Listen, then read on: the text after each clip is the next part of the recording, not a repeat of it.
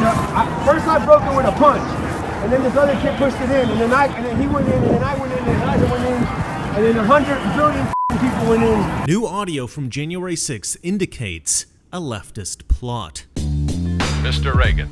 As the January 6th committee stages their show trial, a friend of mine who was at the January 6th protest felt compelled to send me a short video that he took while he was there. Now, before we break down this video, I need to add a little bit of context because this video can be interpreted in a variety of ways, and understanding my friend's perspective at the time, I think, is critical to appropriately interpreting what you hear in this video. But real quick, before we do that, I have to sell you something. Over the years, you've probably tried different investments in stocks and mutual funds. You know they can be up and down all over the place. But with inflation running at 8.5%, its highest rate in 40 years, do you really need that kind of uncertainty? Being able to sleep at night knowing your investments aren't about to crash? Well, that is worth its weight in gold. And speaking of gold, if you've been jumping from one investment to the next, the gold IRA with Noble Gold is perfect. With gold, you shield your gains from taxes. You keep the real value of your wealth. You own a global asset, something tangible, and you protect your wealth against economic crashes. What is not to like? And this month, for every cash deal above 20K, you'll get an incredible 3-ounce silver American Virtue coin completely free as a thank you. You can't go wrong with Noble Gold. Call 877-646-5347 right now to find out more, or visit noblegoldinvestments.com. That's noblegoldinvestments.com. Okay, so as we listen to this video, keep in mind that at the time this video was shot, there were no whispers going through the crowd of any coup attempt, no plans to riot, and few people had actually even heard the term insurrection. Certainly my friend had never heard talk of anything like this, and as far as he was concerned, all was peaceful and orderly. So according to him, this is about 3 p.m., and he noticed two guys. These were white guys, and they were dressed as thugs. Actually, I'm going to look here and see exactly what he wrote me. He said, two guys, early 20s, had a hip-hop vibe, urban, thuggish style, and one was wearing a Trump hat. The guy with saggy pants was talking on the phone, excited and out of breath, as if reporting to a handler. Based on what I heard, he was one of the first people who broke into the Capitol. Now, before I hear accusations of racism flying, my friend who recorded this video is not white. Anyway, so he noticed these two guys dressed as thugs and speaking in a thuggish manner, and they did not seem to him to be patriots. He did not believe that they were Trump supporters. Now, he did not start recording this video until after having listened to them talk for a little while already, and what he told me is that one of the guys got on the phone, and this guy seemed to him to be reporting to some kind of a handler. So you got these two thuggish white guys that, to my friend, seemed to be leftist operatives reporting back to a handler. Now let's listen to this video. I stuck him in, and first I broke it with a punch, and then this other kid pushed it in, and then he went in, and then I went in, and then I went in, and then 100 billion people went in. Now you'll notice that my friend did not film the guys' faces. The reason he didn't film their faces, in his words, is that they seemed dangerous. My friend believed that if they caught him recording them, that they'd stop talking and that they might even take his phone or worse, attack him. And my friend was not interested in any of those outcomes.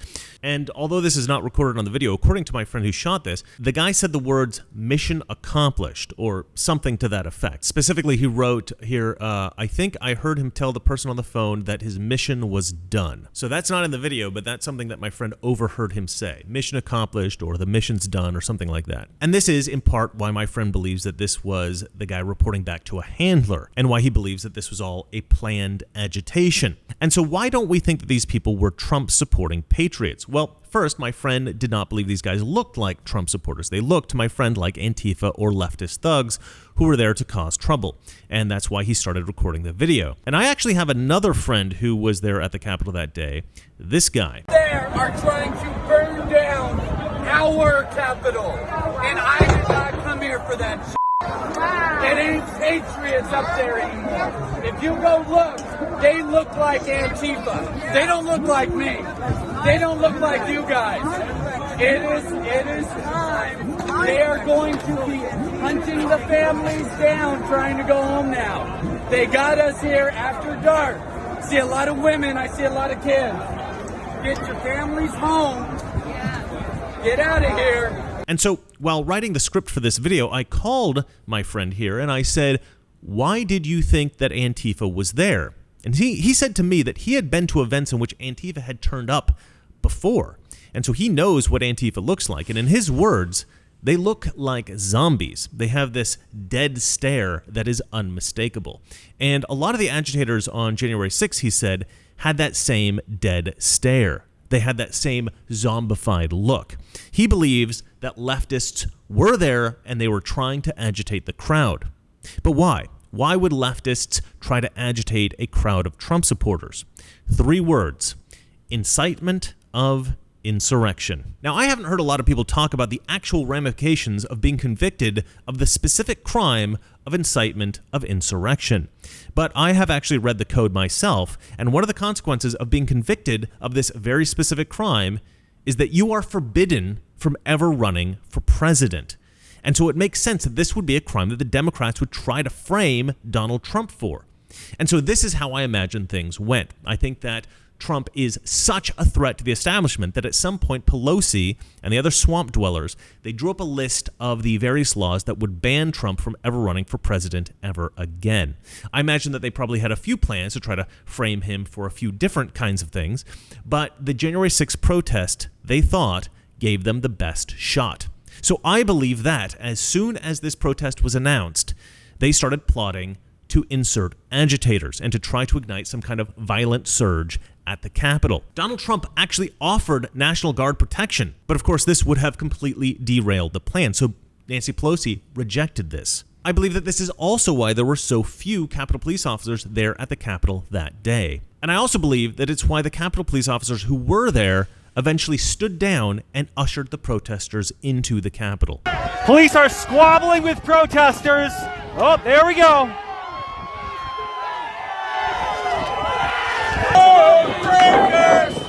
Lock us in.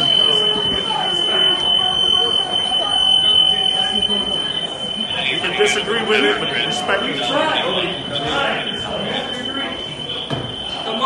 I think that those who plotted this were actually hoping for much more violence against police and even congressmen. If I'm right about all this, then the plotters would have wanted as much violence and mayhem as possible, and were probably hoping that the Capitol building would be burnt to the ground. Because the more violence and destruction that there was, the easier it would be to convince the American people that there was a real insurrection and that Donald Trump was responsible for that insurrection. Unfortunately for Pelosi and the other plotters, Trump supporters did not take the bait. The protest was peaceful, despite the best efforts of the agitators.